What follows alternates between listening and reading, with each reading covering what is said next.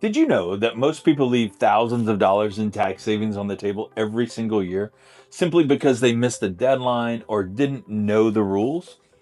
Today, Kristen and I are breaking down what you need to know right now about retirement contribution deadlines and how to make your money work harder inside your tax advantaged accounts. Here's the thing, it doesn't matter if you're just starting out or if you're 5 years from retirement. The decisions you make in the next few weeks could have a compounding effect that follows you for decades. So let's get into it. Let's start with the basics. If you have a 401k through your employer, your contribution deadline is December 31st. That's the end of the calendar year, no exceptions. But here's where it gets a little interesting with IRAs. Right.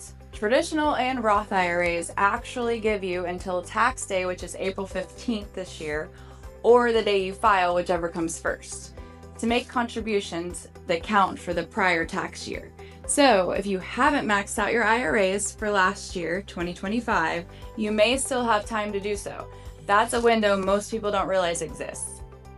So for 2025, the IRA contribution limit is $7,000 or $8,000 if you're 50 or older, thanks to what's called the catch-up contribution. And on the 401k side, you can put away up to $23,500 with a $7,500 catch-up for those that are 50 and up. These limits tend to rise with inflation, so it's worth checking on every single year to see where you are.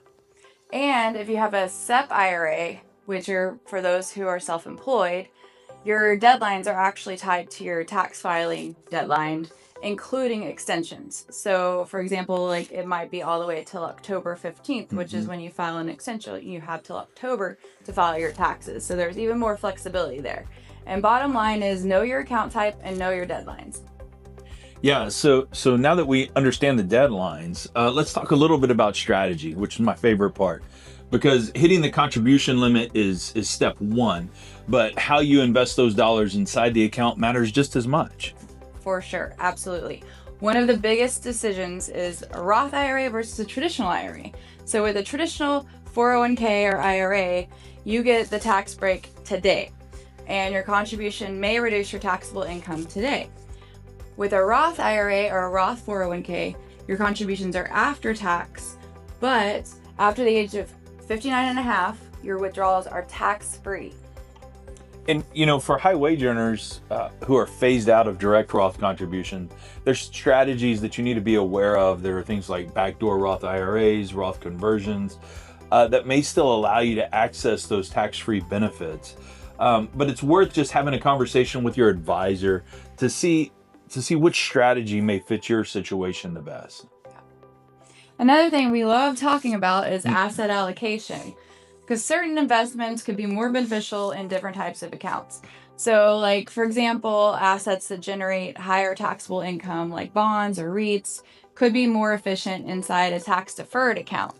However, the growth-oriented assets could be, more efficient in a tax-deferred account. True. So being intentional about your asset allocation and the account type can meaningfully enhance your returns over time.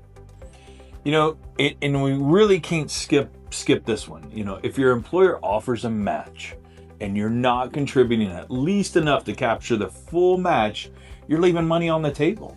That match is an instant 50 to 100% return on your contribution. And why give up the free money? That's just hard to beat anywhere in the market.